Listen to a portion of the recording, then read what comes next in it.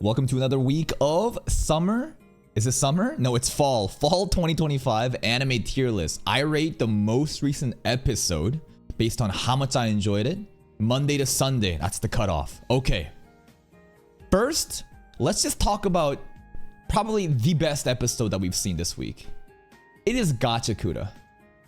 Gachakura, again, I'm not going to put anything in peak just yet. I'm going to set the stage for great and later on I'll promote it at the end to peak. Gachakura, hands down, was probably like the episode that had me the most excited, the most fun watching. It was insane. Obviously, the dialogue, the Zoto versus Ruto, the idea, the conflict of ideals, it's actually pretty deep.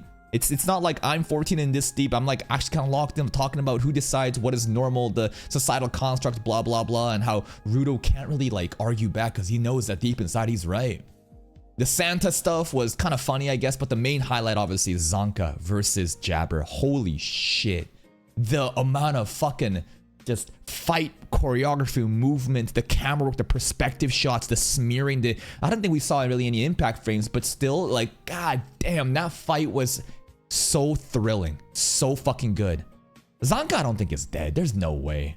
He's gonna live. I hope that he has some bullshit backstory, flashback next episode and wakes up and says, I gotta fight for my friend or some shit. Like in the backstory, there's like a bob haircut, silver haired girl, I think, that he has some sort of promise to. So I expect him to get back, but that episode, man, oh my god, that shit was peak. Next up, an episode that was truly mid. Not mid, trash. It's this. Listen. Like, I can see and appreciate what they're trying to do in developing Iroha and her group of friends who are in the DJ studio rapping booth or whatever. But it was done in the most just bland way. The pacing was dog shit. It was just the most just slow, uncompelling, dialogue and slice of life between the characters. And I get it. They're trying to make you care about these characters, but the way that the episode executed these concepts made me care even less. Ugh, fuck, dude. Hated it. Now, let's talk about something that we've dropped. Ranma. Ranma is cooked, and I just can't continue watching something that no one really cares about. If we look at Ranma, obviously, of course the shadow ban is going to affect everything. But Ranma from the beginning, it's not as if it was popping off, right? Ranma truly has been dead. And like this episode, the fact that something like this, the peak of this first arc where Ranma's in the bunny girl suit and crazy fights are happening with funny slice of life to wrap it up with characters that you should enjoy. If this episode isn't popping off, it's doomed. It's over. I'm not gonna bother watching this shit. You guys have shown me that you don't care, so why would I continue? Dropped. Another one to the drop category. Okay. Let's talk about a good anime. What was a good anime this week? Probably Banished Court Magician. I think that this time it was a lot more fun with the first half showing the stupid ass prince. Remember, the Banished from the Party gimmick is you want to see it from the POV of the people suffering, and that's what we got. What an absolute loser. The fight scene at the end, again, this anime is really like giving us pretty damn good fights. I would say in the 7.5 to 8.5 range so far. Nothing like insane, but like they have been showing us over and over that like, damn. Like, we can do some fucking fights really well. It's just that I don't really care about the fights. Like, Loki's kind of fun. But the monsters that we're fighting, it's like, it feels so purposeless. And I'm just enjoying the flashy animations, but I really want this to all tie in with the main plot, which is the Banished Court Magician, the shitty ass, culture surrounding it, why our leader told us, our mentor told us not to go there, and what we're gonna do with the prince. Until that happens, it just kind of feels like empty fights that I don't really care about. Campfire cooking in another world? Let's see, what happened this time? It was chilling with the group eating the dragon meat. What else happened? That's pretty much it, right? The elf got pretty much his dream, wish, like he got his like dream come true. Thank you, MK, for the 4 months. Thank you, appreciate it. Sui's knife was used. Nothing too crazy. It's just a chill episode. Honestly, is it mid? I mean, like, it feels unfair for this show because this is such a slow burn show But I don't like that excuse that just because it's a slow burn show that it's mid. Just because something's slow burn doesn't mean it's mid. Like, there was that anime, you know, the one where he goes around just fucking every girl every like episode. Miali was there. Remember that anime? Sukuna's voice actor. And he had a daughter too that he basically saves later on. Anyway, that's like a slow burn anime. It was pretty fun too. I don't know. The more I think about Campfire, the more I realize that I just don't really care about it right now. The animation looks beautiful. The cooking looks great. But I'm just kind of sitting there just kind of thinking like, do something. Maybe it's unfair, but to me, that's how I felt about it. Alright. This anime? To the fucking top.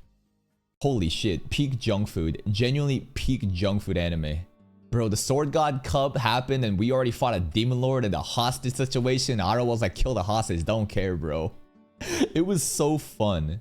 It is just the perfect turn your brain off, enjoy the hype, you know, and the junk food slop with all these tropes that we love, and it's executed so well. I just love this anime, bro. I love it so much. I love the interaction between RL and Reiner, of how straightforward the Riz is, how much Lilia tries to be like a, you know, cunning, what's it called, puppet, like a gold digger. You know, there's a bit of like an emotional plot, right, with the dad not giving up, you know, with his arm being gone. So it's just a mix of great comedy and great messaging and hype fight with very mediocre, you know, animation, but still, it is such a fun anime, bro. I think, may I last for one last thing also this week? I think it was a great episode. I thought we were done with all the crazy shit happening, but we had one more, you know, we had to go fucking overclock. She just gives that shitty ass noble a beating of his life. He's gone. That shit was hype. We got a new dragon pet. We have some rage bait Riz coming from Julius. What else is going on? Some plot with the pink hair girl and the setup for the next arc, which is like Dianism versus their other pink religion, whatever, right? It's really fascinating. I actually really enjoy these themes of like religion and cults and, you know, just like fighting amongst themselves. And right now we're headed to a new arc and they did set up for that. I thought it was a great transitionary episode. Loved it. Okay. This is crazy. This anime too. I might have enjoyed this. Nah, Gachakuda I enjoyed it the most, but this anime, holy shit. The drama, the NTR drama. The main character's little brother's new wife-to-be has it in for the big brother. She is a just onna to the definition, bro. She's like blushing and giving him all these side eyes. Like, bitch, you about to get fucking married. You in a wedding dress and you eyeing your husband to be's brother. Like, oh my god, that shit was genuinely so funny. What an interesting anime, huh? This is actually such a like the plot. I'm really immersed into the plot and I'm just like, where are we gonna go? Mugen Gacha, I think, was probably a good episode. Nothing insane happening. It's one of those, you know, setup transitionary episode as we finish off, you know, the first revenge arc. We get to the next. What we're doing now, we are a Bokensha. We're doing adventuring. You know, we got Gold Guy and the, you know, dark skinned rogue girl. A lot of fan service with her. Nenemu, right? Gold is a Giga Chad. Light is kind of scaring me with the amount of revenge that he wants to enact. New characters like the elf guy coming out to crash out. Some fan service with the, obviously the feet licking, blah blah blah. But yeah, it's a good episode and I'm excited to see what's gonna happen later on this arc. Genosha, low-key Genosha every time. I think that I should probably put it here. Like Genosha, every episode is so fun. It's so fun to me because it's so interactive. It's constantly making me guess and think about different simulations and scenarios. Constantly making me double guess myself, and you know, when I'm proven wrong, it's even funnier. It's genuinely just like such a fun anime to watch if you enjoy these type of interactive anime where you want to think and guess for yourself and see if it's right. Probably put it up here actually. Tojima episode was, let me think. More Shocker combatants. V3 coming up. probably should be. There's a lot of great episodes this week, huh? Yeah. I think Tojima was. I think Tojima was a great episode again. The interest for this show is dying off, which is unfortunate. It's fine though. I still really enjoy this a lot. The backstories are really funny. Like that crazy like grandma pulling up and then she gets instantly one shot. Like what the fuck? Really fun though. We got our 4 squad, assembled. We haven't seen the manager transform just yet, but this is the 4, and I want to see more of the Shocker guys too. The Shocker transformations are so hype. Chitose! Yamazaki went back to his old ways. We had a little bit of soccer animation happening. More deep, thoughtful dialogue between the girls. Nanase was kind of sus. And the blonde girl was such a Giga Chad. I'd probably put it down here. I think no, genuinely, it was a great episode. Fuck, everything's just great now though. They are though. They genuinely are great episodes though. It's one of those weeks where like most of the episodes are just kind of ramping up and either popping off or just, just still doing really well. The dialogue again, I don't know if how many people truly cares about the different interactions, but for me, I like to really introspect and think about like the different ideologies and the, the perspectives that everyone has, and it really is I'm 14 and this is too deep anime, but still it's fascinating to me, and I want to see what's gonna happen with Yamazaki now that he has kind of reverted back to his old ways and he's trying to impress his friends, but it's like, bro, fuck them, they don't matter. Yeah, the haters too. The haters pulling up was finally new. Wanted to see much more with them. Who made me a princess? This was an episode that we just watched. I would probably put it here. Great episode. Fantastic, setup episode. Nothing too crazy happening. Athi learning magic. Lucas being a troll. Athi punching Lucas. Gorgeous background art and animation happening across the grass conversation, the grass field, as well as the nighttime water lake scenes. Funny comedy all around. New character Ezekiel pulling up and the plot's getting deeper. Assassin, I think, was a good episode. What happened? We made a pact with the cat. The animation part of the pact was really cool. They made it really interactive, right? And did like a whole fight scene. Talked about, what happened to the elf girl, and we basically teleported there. We got to see a little bit of what's going on with the heroes party too. But now we're basically just getting caught up in the elf drama, and we'll see what's gonna happen with that. Wild last boss, this episode, what was it? It was a hot tub episode, hot springs episode, a lot of fan service, some funny dialogue happening. I'd probably put this here. I think it was a good episode overall. One of those transition episodes as we get into, the pyramid. 2 transition episodes actually back to back. I think next episode, it should pop off with the maid, the robot maid in there, but it was a fun episode. Strange Grief. Personal favorite of mine in terms of comedy. Like, Arnold's art continues. The fan service with Liz is fucking crazy. Holy shit. What else is happening? That's pretty much it. Arnold one-shotting Super Tino. Arnold one-shotting Super Tino. What the fuck was that? But the amount of fan service happening to comedy, it's just been hitting for me, personally.